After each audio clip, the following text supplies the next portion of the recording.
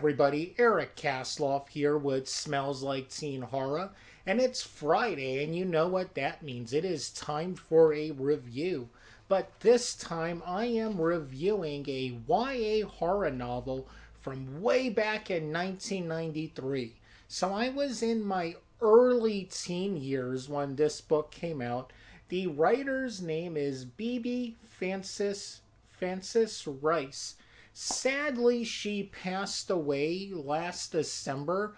I don't know if it was COVID related. I do know she was well on in years, but still very, very sad that she passed away. So here is the plot for the book. It is about a young teenage girl named Angie who is a science nerd and has a very good friend named Michael. Tragically, something very bad happens to Michael, and Angie changes everything about herself. She loses a bunch of weight, pretties herself up, goes from wearing goes from wearing glasses to wearing contacts, and is accepted by the popular group.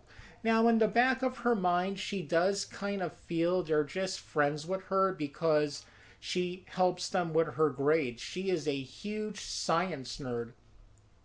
So spring break comes around, and in order to get extra credit for a science class, the teacher has a field trip to this place called Shadow Island where the kids are able to go for a week and, like I said, get extra credits. So while they're getting ready for the trip, the teacher and his wife get pretty sick, so they let the kids go on ahead without them, just for at least 2 days till the teachers start feeling better.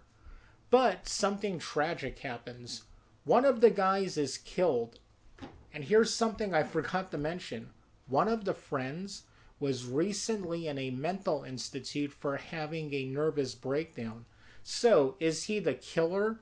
Or is it the escaped mental patient who recently broke out of the hospital and is possibly on the island?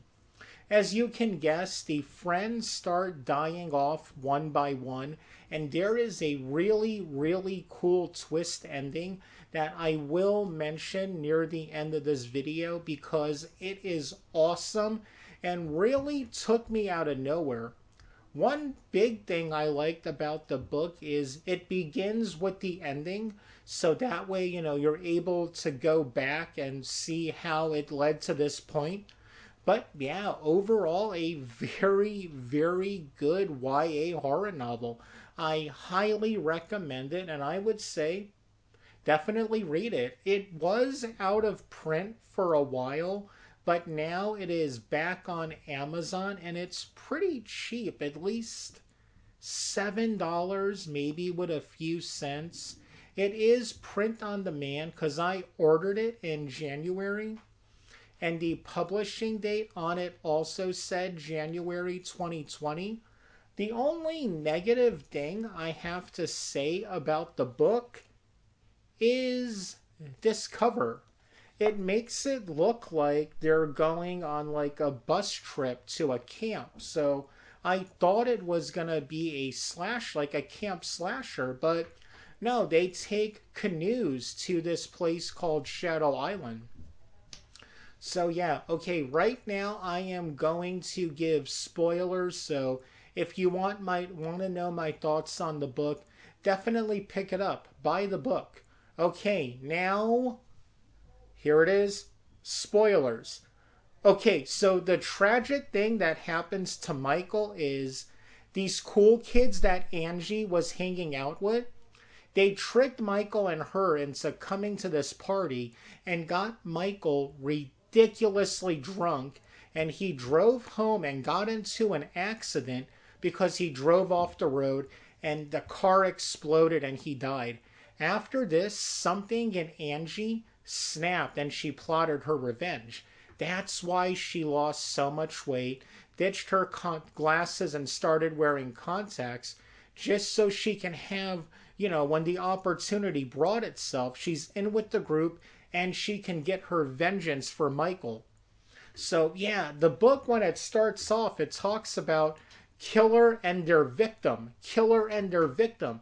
She uses the they pronoun, not to say, her and her victim. So it was extremely cool and took me by surprise.